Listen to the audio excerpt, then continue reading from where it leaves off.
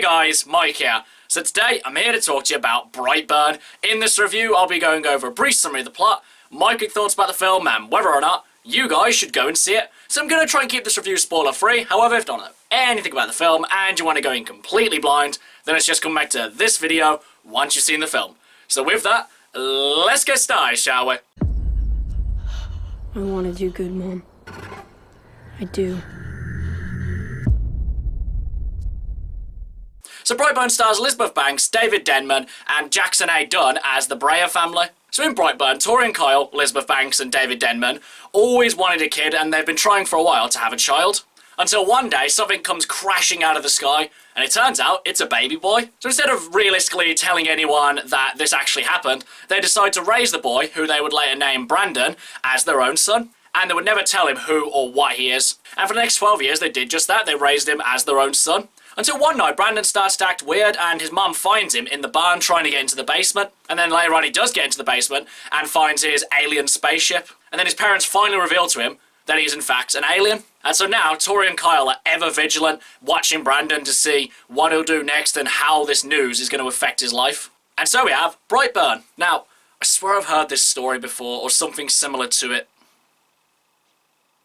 Yeah, pretty much.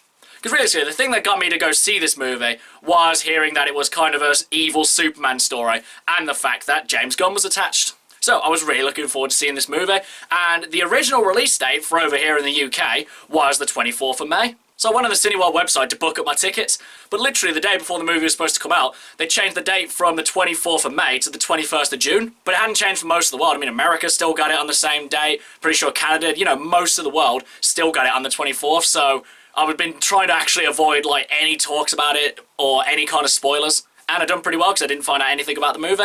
And the only reason I've actually got to see it now, a little bit earlier, was because of an unlimited screening, and that's why I'm able to talk to you about it in this review.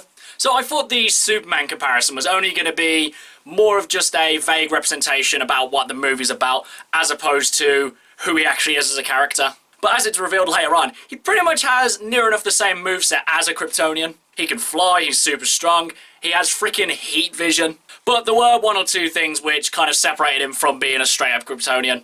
I think he has a slight bit of telekinesis, and also at certain points he was flickering with electrics and lights and stuff like that.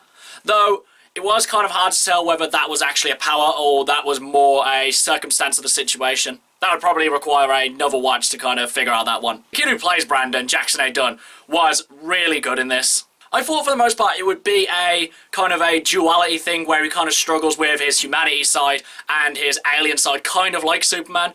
But it's more a case of when he actually finds out that he is an alien, it's more the fact of that he's very quickly losing his humanity. And that his humanity is more of a crutch that he's trying to get rid of, which was an angle I found very interesting. Now, Brightburn labels itself as a horror sci-fi, and it's with the horror aspect that I took a slight bit of issue.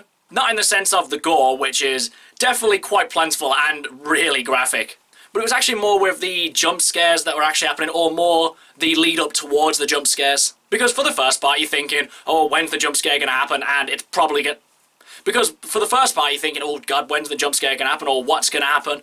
But then it kind of gets to the point of, can the jump scare finally happen, please, because this has been going on a little bit too long. Though I wouldn't say that these overly long build-ups towards the jump scare necessarily ruined the jump scare, it just kind of left you in suspense a little bit too long. And for a low-budget movie, because this movie was made roughly about $8 million, it didn't really look all that cheap either. The effects were good, the writing was good, the sets were good, all the acting was really good as well, so, you know, you don't really necessarily need a big budget to make a really well-made movie. Though I will say this, for movies that I really want to see, I'll avoid the trailers because I don't want to know anything about it, I don't want to see any of the scenes, just want to go in completely blind, you know. So I normally watch the trailer after the movie to see how much it gave away. And for Brightburn, the trailer completely spoils the movie. Because watching the trailer, I'm just seeing like all these different scenes. I'm like, well, why are you showing that? That completely ruins the movie.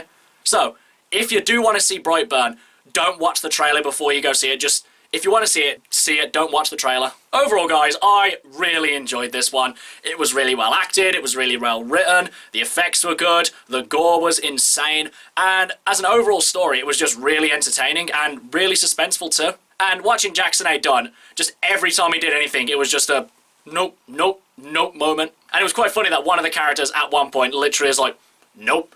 Nope. But now, as for or not, you guys should go and see it. I would definitely recommend that you go see this movie. I would actually recommend that you go see it on the big screen because it is definitely enhanced by being on the big screen. But I would recommend you to go see it more so for the fact that these smaller, lower budget movies definitely need a lot more support. Though by this point it's pretty much made triple its production budget. But still, all the more help you can give to movies like this, the more we can get made, and just the better quality movies that we'll get. Because having a big budget doesn't necessarily mean that your movie's going to be great. So by having a smaller budget, you can focus more on the creative aspect as opposed to the grand spectacle aspect. So, go see Brightburn. If it looks interesting to you, I guarantee that you'll have a good time with it. Okay guys, that's my review for Brightburn. If you've seen it, what did you think about it? And what's your favourite evil alien story? Whatever it is, drop it in the comments below. Until next time, I've been Michael. See ya!